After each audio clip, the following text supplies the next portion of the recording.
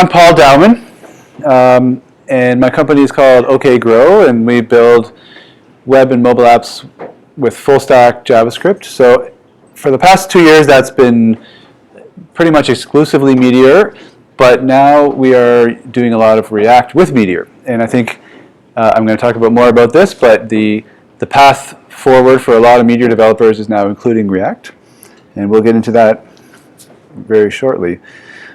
So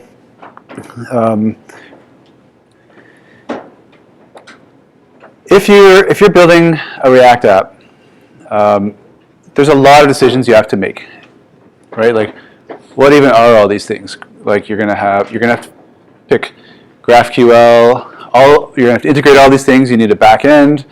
Maybe it's Node. Maybe it's something else. You're gonna probably have Webpack to like put it all together.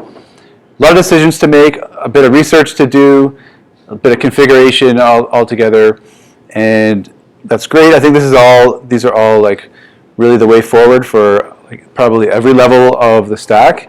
They're really blazing a lot of trails, and even people that are not using these tools are being influenced by the concepts and things that React has brought forward.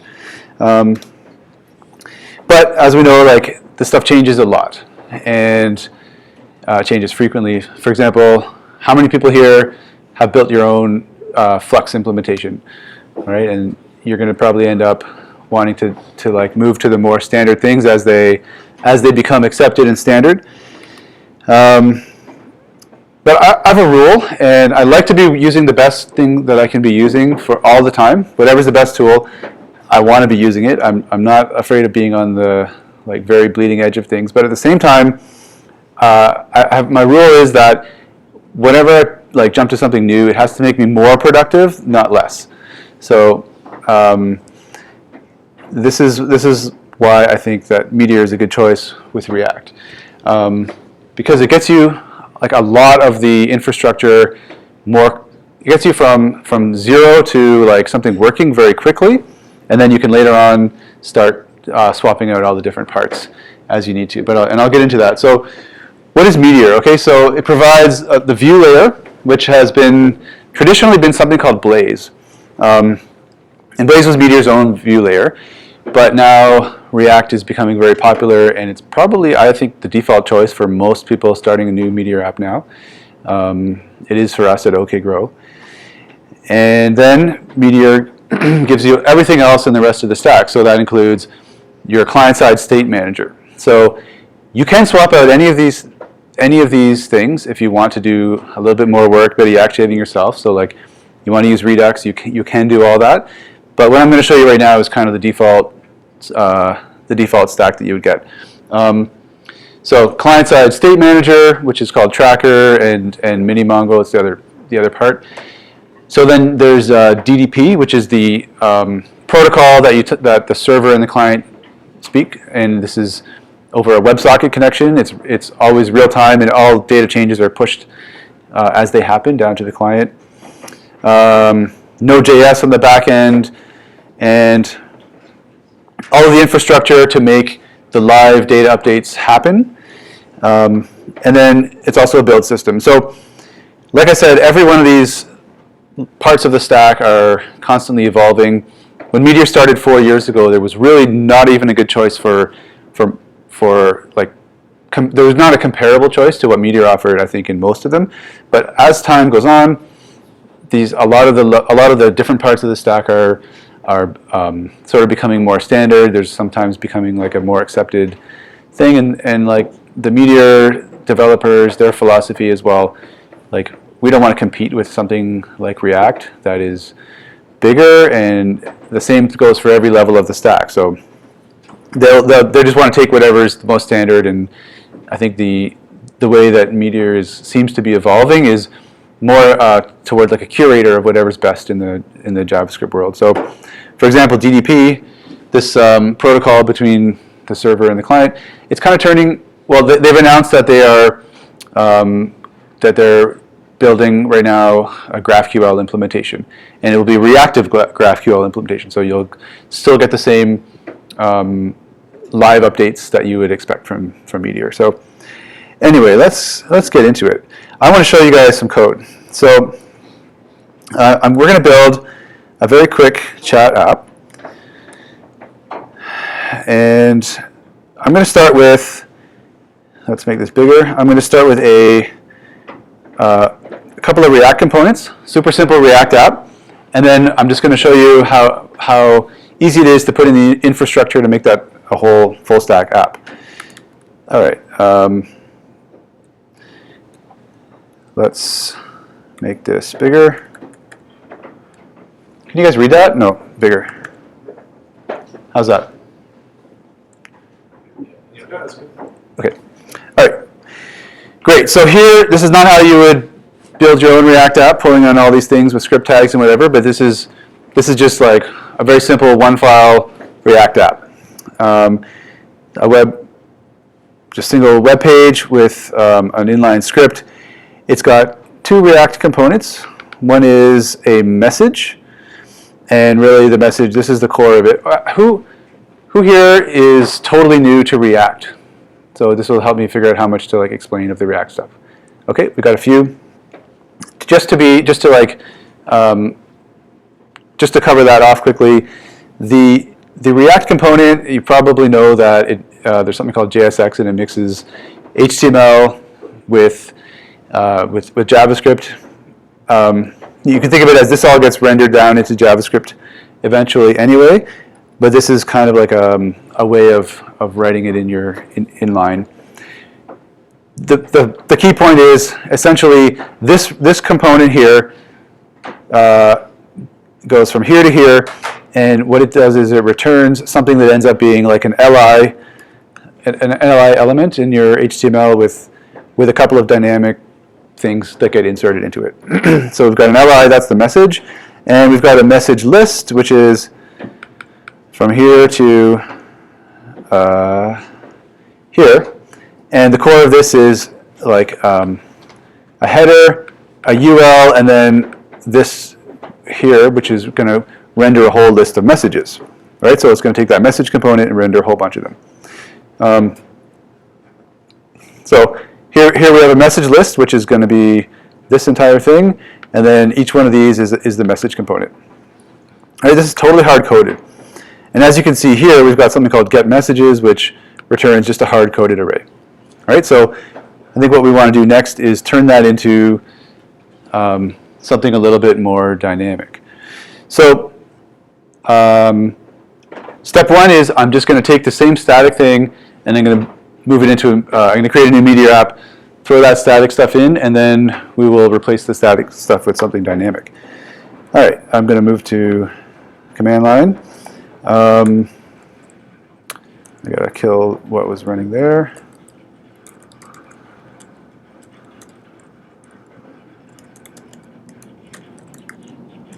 Okay, let's make that bigger. Okay, if it's not big enough, let me know. So I've got a little cheat sheet that I'm just going to be like cutting and pasting some commands and codes, some commands and code from, just to avoid you having to watch my typos and stuff. But so first thing we're going to do is Meteor Create. This is just the command to create a new Meteor app. All right, there we go. Now we're going to CD into the new app that we created, and I've got 3 files. I'm going to Meteor add React, which is going to add the React component. Now, while this is going, I'm going to tell you a little bit about Meteor's packaging system. Previously, well, when Meteor got started, NPM wasn't anything like what it is now. And out of necessity, and also because they support full stack packages, which means like a Meteor package can include client-side stuff and server-side altogether. Anyway, for various reasons, they had their own package system. It's now moving towards using NPM. You can totally integrate NPM right now, but now there's both. And I think eventually it'll be only NPM. The next release of Meteor, which is I think coming out sometime within a month or so, we'll have better support for that. But anyway, it's all changing pretty quickly and becoming more and more standard. So like Meteor is now becoming a a lot closer to the standard JavaScript ecosystem. So for now, we're adding things from Meteor's own repository, but you can, and like in the future will do that more and more, is add them directly from NPM. Okay, so we're going to also add moment.js because we're going to use it for something small. And then I'm just going to like remove some of the files that were automatically created and replace them with our JavaScript components. Okay, now with this stuff out of the way, we're going to type Meteor to start up the app.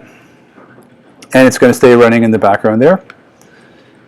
And start up another shell to do a few other commands here. Okay, so the first thing I'm going to do is I'm going to go, first thing I'm going to do is open this new app in my editor. And I've got a couple of files. Okay, so the file list is, it doesn't get bigger when I make my font bigger in Atom, but so it's hard to read. But what you can see here is I created some empty files. Message.jsx, message list.jsx, and demo.jsx, which is going to be the root of our app. So let's just like copy the components from our static file. We'll get the stuff quickly out of the way so that we can start actually doing the interesting part. So this is the message. I'm going to put it in my message component. Okay, I'm going to go in the message list and I'm going to copy that. There we go. Whoops. Message list. Okay, so now I've got my two components.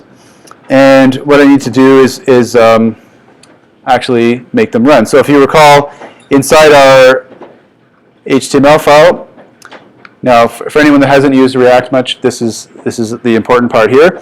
This is what causes us to actually render the React components into the DOM, into the page. So we're going to take our message list component, and we're going to insert it into the document that has the ID. Insert it into the DOM element that has the ID render target. And if you look upwards in this static app, we've got just an empty, in this static page, we've got an empty div with the ID render target. Making sense so far, everybody? Okay. And just shout out or stop me if you've got questions, okay? So we're going to have to do the equivalent of this thing, this React DOM.render. We're going to have to do that in our Meteor app. And the way to do that is going to be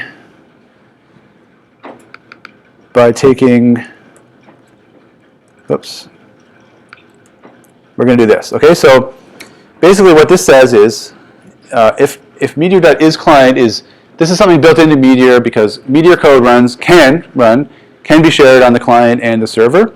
You would never structure your app the way I'm going to be doing it here. I'm just trying to get a lot of things done a little bit more quickly without having to have too much structure. Normally you would have like the code that's going to run on the client would be in a separate place in your app. It would be under a folder called client or something like that. But another way of doing it is just do this if statement. If it is client, then run this code. And so the next thing we run is we do meteor.startup. I'll make that a little bit bigger for you. Meteor.startup says run this when the app has started up. So this means after DOM ready and everything's ready to go, now we run the next thing. So we're going to have the exact same line, this like React DOM.render. We're going to render our message list into the element with ID render target. So far, this is exactly the same as what we had in our static single page React app. And let's go and see if it's actually working. So we go to localhost 3000. Got to restart it. It's running. All right. Actually, that did not work. We got an exception. And I'm going to make make that bigger so you guys can also see. Container is not a DOM element. And you know what happened? It looks like I forgot to actually add my root, the element. It can't find the element. So let's go into our HTML file and get rid of this syntax that you see here is Blaze. We're just going to get rid of that. That's Meteor's original view system called Blaze.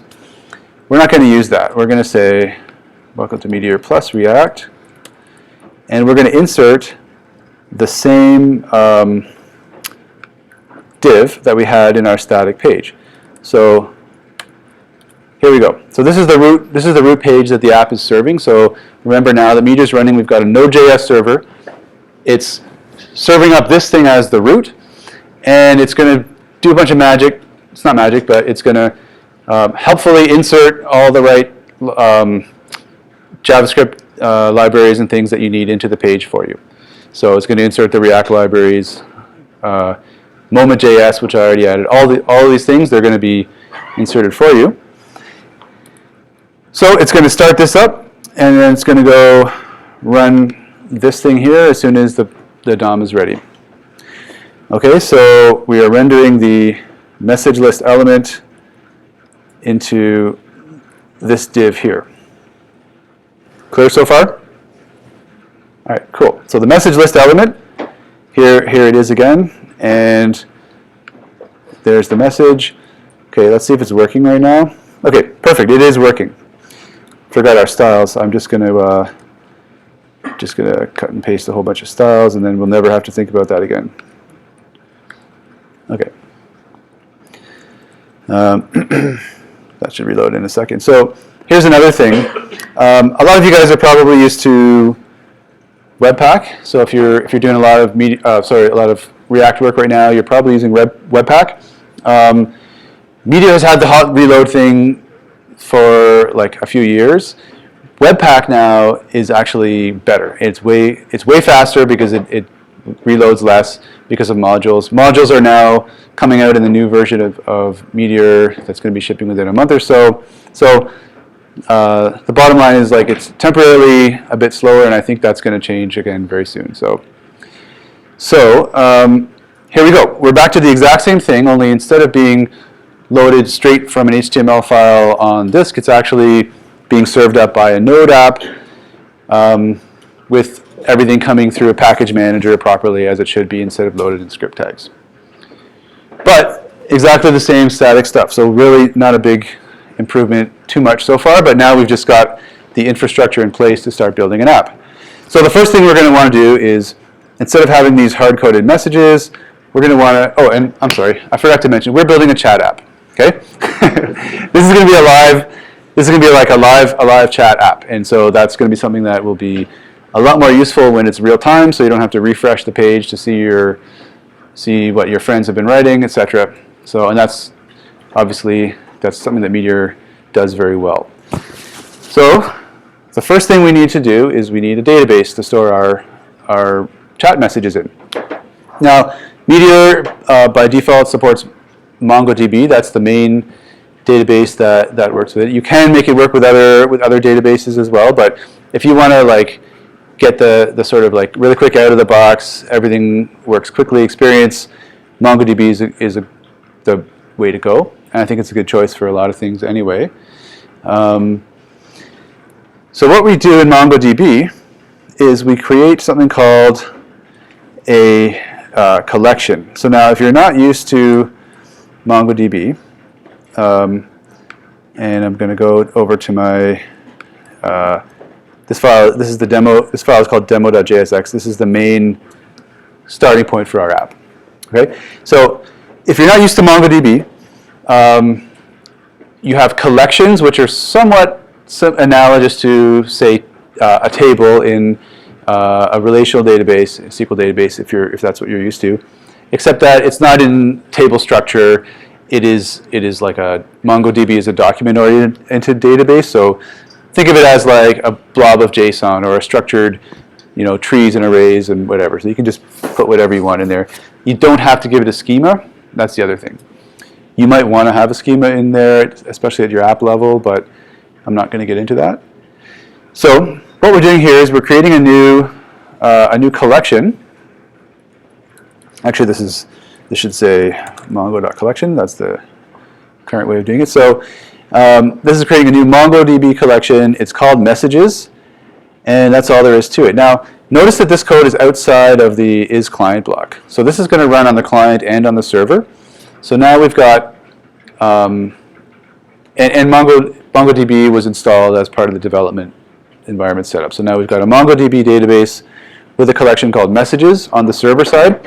And on the client side, we have a cache that is actually going to mirror the data from the server. And later, depending on how much time we have and how quickly we get through this stuff, I can also show you how to not mirror all of it, because that's obviously a security problem. But anyway, for right now, everything that happens on the server side is going to be automatically synced to the client's cache, which is where we're going to use it.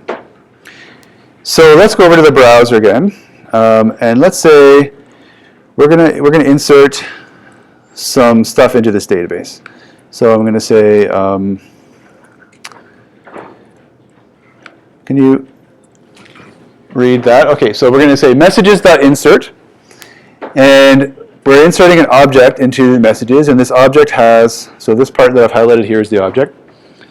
It's got a couple of fields. One is called time, and one is called text. So we're inserting something with two properties, time and text. Time is going to be just a new date, which will give us the current time right at this instant. And the text says, hey, what is this Meteor thing? All right, I'm going to hit enter. And I'm just in the console, so we have no UI for this right now, but I'm just sort of manipulating data in the console. And we get back an ID, so it was inserted. So if I say messages.find.fetch, it will return the data that's currently in there, and there it is. So I've got an ID, I've got my message, and I've got the time. Now, if I were to open a new window, so now I've got two, and let's say I open my console on this one, and I do the same thing, messages.find.fetch, I've got the same data. Now, if I insert another one that says, let's say, another message, now I've got two. If I go back to my other window, I haven't reloaded or done anything, and I rerun this find.fetch, now I can see there's two objects. So there you can see the data is being synced back and forth from the server to all the clients. We've got something in place that's just by default syncing all of it, which is totally insecure, but that'll be the next step to fix. So we've got data in the database, but we've still got this hard-coded stuff. So the next step will be to change that so that we want this React component to start loading data from the database. So we're going to go back to the message list component, and this may not be the most ideal architecture here, but it's simple and straightforward. What I've just done is, we used to have this get messages function here. This returns a hard-coded array.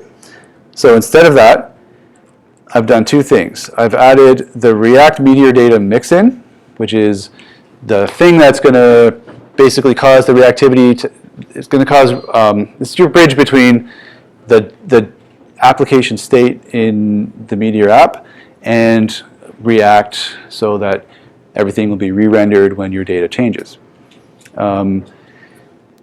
And I've added this function called getMeteorData, which is returning an object with one key called messages, and pardon me, it's just doing messages.find.fetch. If you recall from, there we go, if we recall from, oh no, over here, when we did messages.find.fetch, that's the thing that basically queries the database.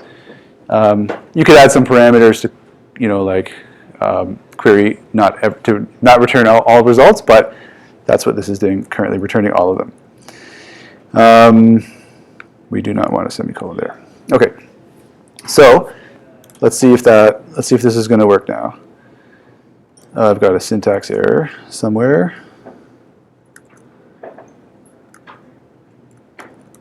Oh, okay, not anymore. It was just temporarily there. Okay. And then I need to do one other thing. So I got rid of my function that was returning the hard-coded data. It's still being referenced here. So instead of this.getMessages, I'm going to say this.data.messages. Now this key messages is the same thing from here. So if you're not familiar with React, I just want to, this is like probably a common thing that you might have seen otherwise, but this map thing is, we're iterating over all of the elements in the array here, all of the results that came back from our database in this case.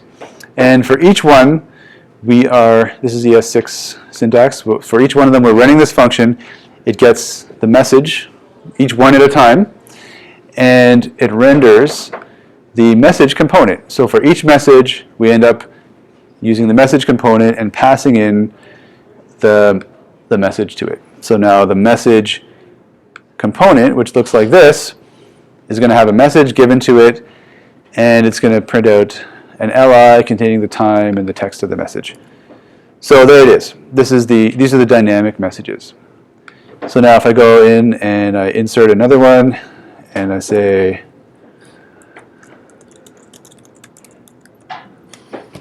there we go. So and if I had another browser window open, or one of you guys did, then it would appear instantly there as well.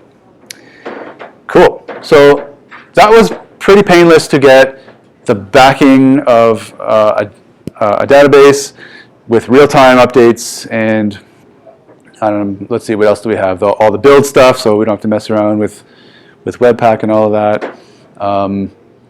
And I should emphasize again that you can shave lots of yaks and swap out every level of everything and customize it all as much as you want, but I'm kind of a big believer of just doing the thing that get me at least a prototype or whatever quickly when I'm starting something new. So at OK GROW, we build apps for clients.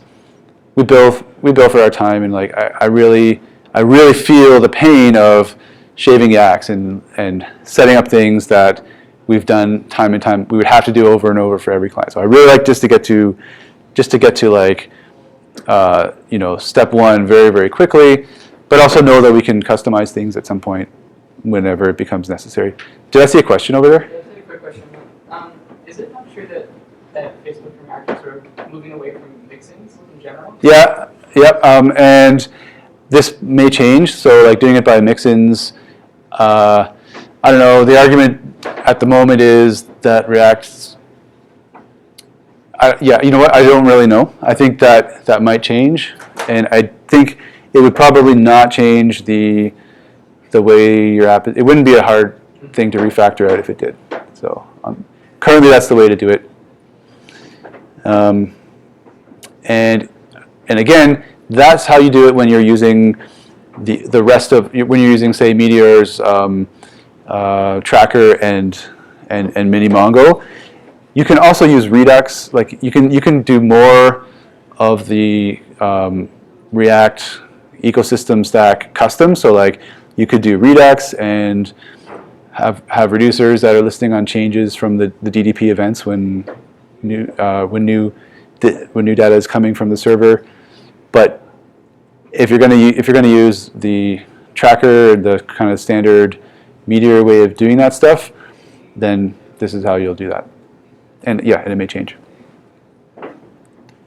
Cool. Any other questions so far? All right. Does it make sense so far?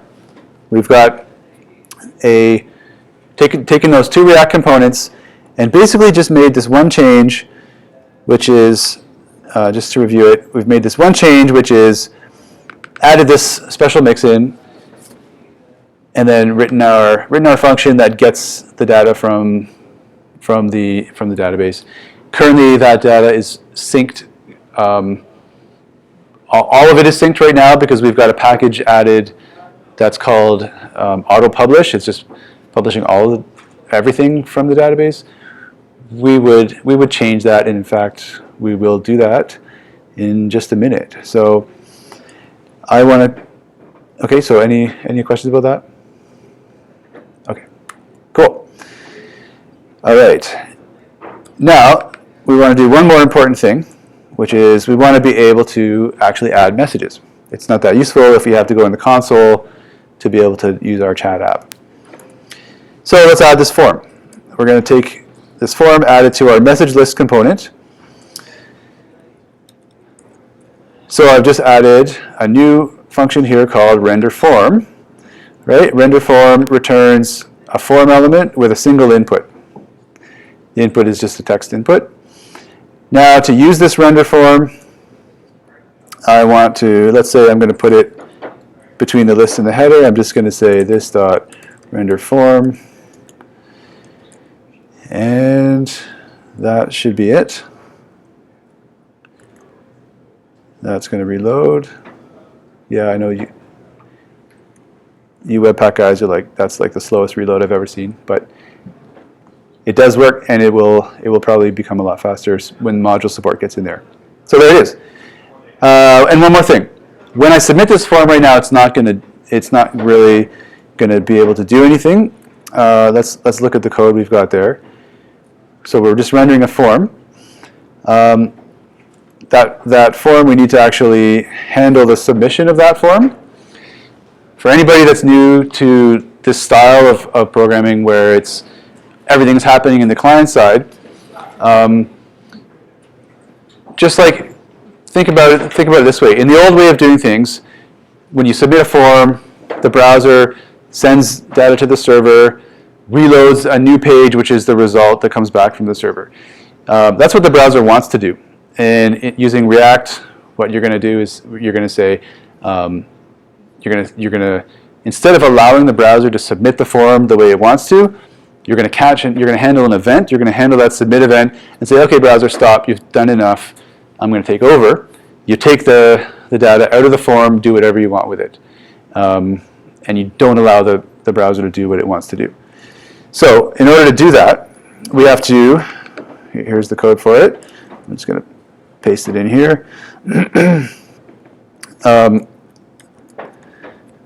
This is the function that will do that. So first thing we're going to do is event.prevent default. That's the thing that says, browser, I know you want to like submit this to the server and reload the page. Don't do it. Just stop. Now we take over. So we find the DOM node in this component that has the text input. And we take the value out of it, and then this is the thing that does something. So now we've got something called message. Message will be the string that we typed into the text field. Now we do meteor.call, something called add message. So that meteor.call says run. Basically, think of it like an API call.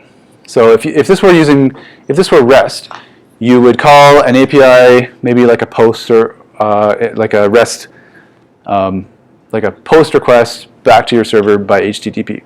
Well, instead of that, the Meteor way of doing things is, well, there's a couple of ways you can do it, but what we're going to do here is we're going to call something called a Meteor Method. Now, the first way to think of it is that Meteor Method is like a server-side API call that can do whatever it wants. But there's a slightly important thing that's going to happen.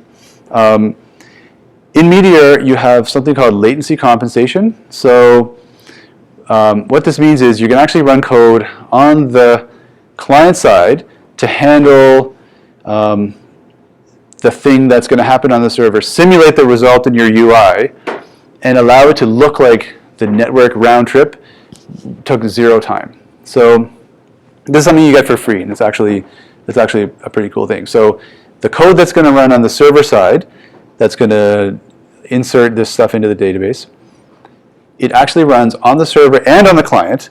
And on the client side, we insert it into our local cache. The UI updates the way it should look. So for example, when you're using Facebook and you post a comment, you might be on a very slow connection, but it will always feel instantaneous. And any really well-polished app has probably done a lot of work to make that happen. And you also have to handle the case where like the network got disconnected or there was some kind of failure on the server, and then be able to roll it back. So Meteor handles all of this for you. So meteor.call add message says I want to call this Meteor method called add message. We didn't add it yet, so let's do that. It looks like this. Now this is going to go back in our main app. And actually, let's put it up here to be clear that it's running on both the client and the server. So, or it's defined on the client and the server. So it's not inside the is client block. It's not inside an is server block. It's actually on both. So here it is. It's called add message. It takes one parameter, which is a text, which is called text, and it's just going to be a string. We create a new message with the time, which is the new date, and the text, and we call messages.insert message. So remember when I did that in the browser console, messages.insert, it's the exact same thing, only now it's going to happen automatically. I think everything's hooked up, and this will probably work now.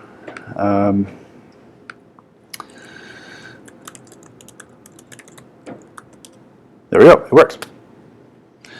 So that is a fully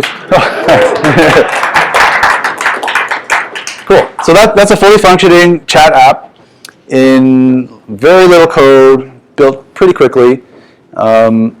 It's quite easy to do that kind of stuff. Obviously, your real app is going to have like way more complicated stuff. And at this point, like I think we should stop. I can do two things. One, I can like really quickly add like login functionality using like Twitter OAuth, and I can do that in also very few lines of code, which is one of the things that I love about Meteor. But I would like to, rather than just like go blasting through tons of stuff, I'd rather you guys like get what I've done so far. So if you have questions, maybe now would be a good time. Any questions? Yeah. Yeah. Which commands do you use to run a server? To run the server? Right. At the very beginning, so you just type Meteor on the command line. So at the very beginning, I went into my console, and here we go. At the top of it, I just typed Meteor. So this is into the terminal, and just type Meteor at the shell. So I did two things. I typed Meteor Create demo, which is the name of my app, and then it created a new directory with some default stuff in it, and then I cd into there, and then I just typed Meteor, and that runs the app. And then from then on, so this is a Node app. It's just running. It will just watch the files, reload, push changes down to the client, tell the client to reload, etc. And then you can see a bunch of times here, server restarted, so it restarts when there's changes. Yes. So this is great for development workflow. How would you deploy this stuff in a production situation? Like this, I would say Meteor deploy. What should we call it? React Meetup demo. Now that'll take a minute or two. This is deploying to Meteor's free servers that they use. That's just for development. This is like the underlying infrastructure is actually the same as what their professional hosting is, but maybe I guess I should mention what that is. So they have something called Galaxy, which is a hosting service. It's like a platform as a service. So it's pretty much fine-tuned for hosting full stack JavaScript apps, well, Meteor apps specifically right now. And it's more like they manage the whole platform for you. So you don't have to go in there, worrying about log files filling up with disk space, or wondering if you've got like the right like XML parser clib installed or whatever, that kind of stuff. You don't have to worry about any of that. So. No, I mean a Meteor app is just a Node app, so you can deploy anywhere you want. Like you can build your own server on AWS or anywhere else. You can deploy it to Heroku. You can deploy it to DigitalOcean. Yeah, so it's just a Node app. But now it's still going, uploading. It'll be there in a second. So it's deploying to React Meetup demo.meteor.com.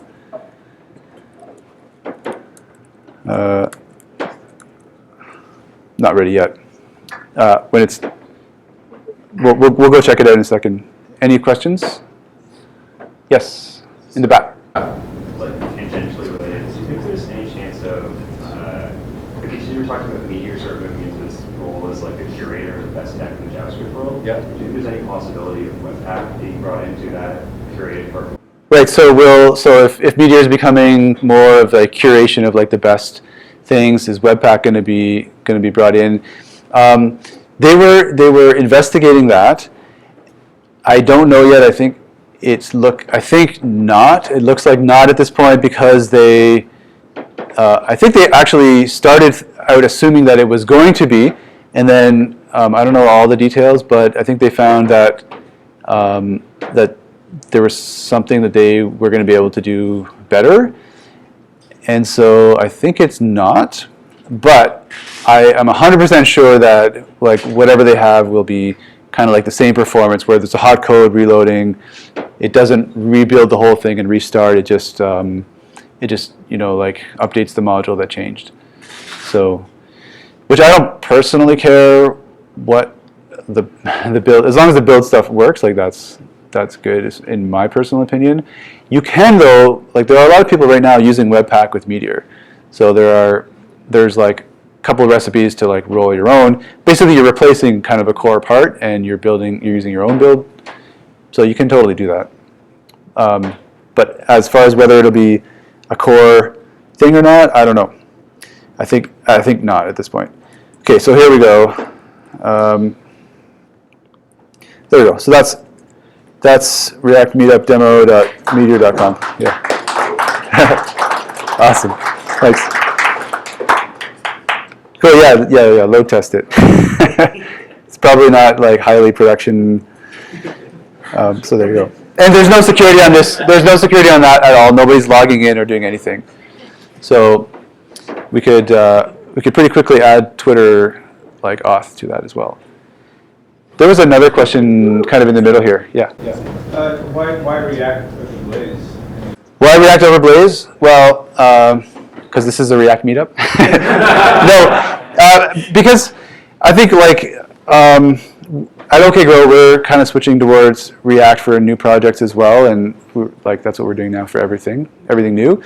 And I mean I guess that's a really big question, but I like React because I think first of all there's enormous momentum behind it, which is not the reason why I like it, but that means that there's going to be a lot of tools, like great like development tools, like the whole ecosystem is becoming very mature, and there's a lot of stuff that's going to be a lot more development energy is being put into that than what the Meteor development group can put into Blaze. So they're just kind of like, well, we should just focus on the parts that are really needed and missing and take whatever is best. So that's kind of why they have made the choice to, I think, they haven't totally, well, they kind of announced that they were going to deprecate Blaze at one point, and then they went back on it.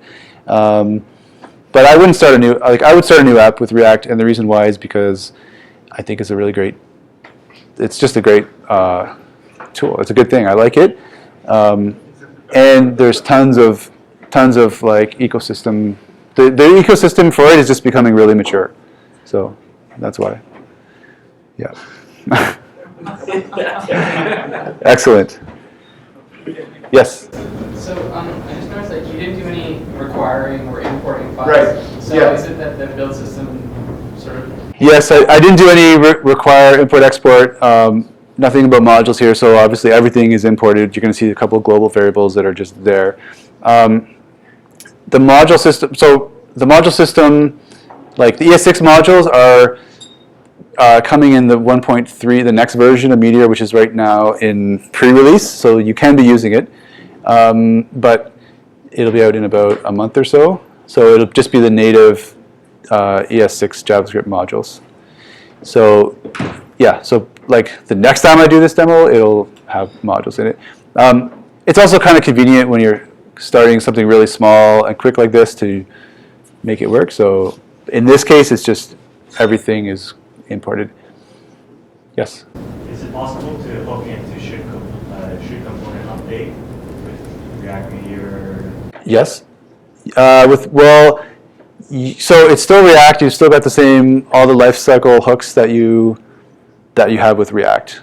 So you can still use that. In your example, it was all the data was available at this.data.messages, but would you have access to that in should component update, like when there's new data incoming? I'm actually not sure. I'm not sure. This will be, so if you want reactive stuff to happen with the data, that's where you'll have to put it, but yeah, I'm not totally sure. But all the lifecycle, all the React lifecycle functions are available. Okay. Any other questions? Cool. Okay.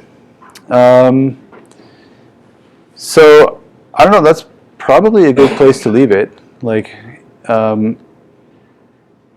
next place that we could easily go with it would be, which I don't think we should do right now, but just to like the interesting thing is that I can add like OAuth login to that with very few lines of code and end up having like Twitter auth and the security that we're missing here by publishing all the data. So that's it. Thank you.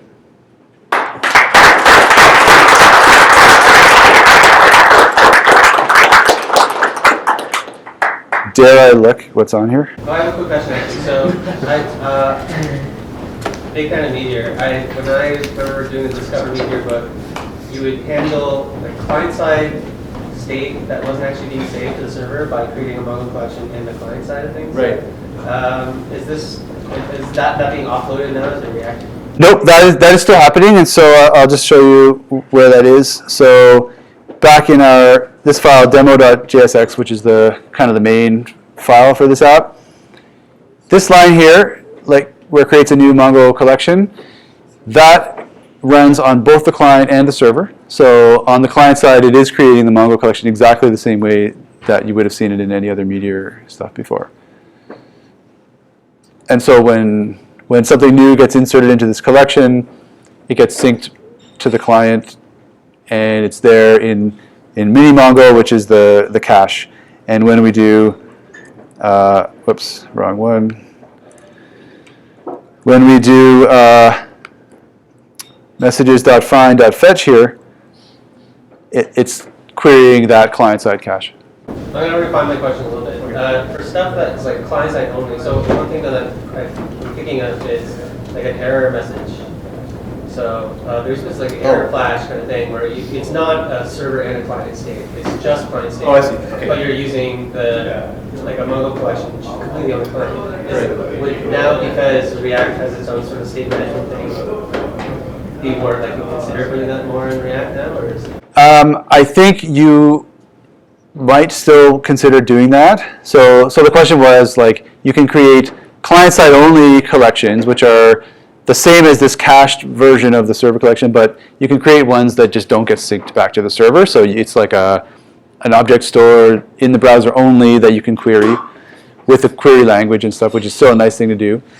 Yeah, so like if your app the state is being managed by mini Mongo and Tracker, the normal kind of Meteor, the rest of the stack below React, as opposed to using Redux, then I think, yeah, it makes a lot of sense to still use. I would still use that right now. If you are taking out more of that, or like using less of the Meteor stack and using like Redux instead, you can take all of that out on the client side. So you can have your client side using Redux for your client state, and then yeah, at the moment, like, we still build apps like this because it's just a lot quicker right now. I really like what I see in Redux. I haven't used it that much, so I don't know. I think right now, because my preference is to get stuff working and not spend too much time, or I don't like to like vary way far off the beaten path, because it's just a lot more efficient for us to kind of stick with the standard stack as much as possible.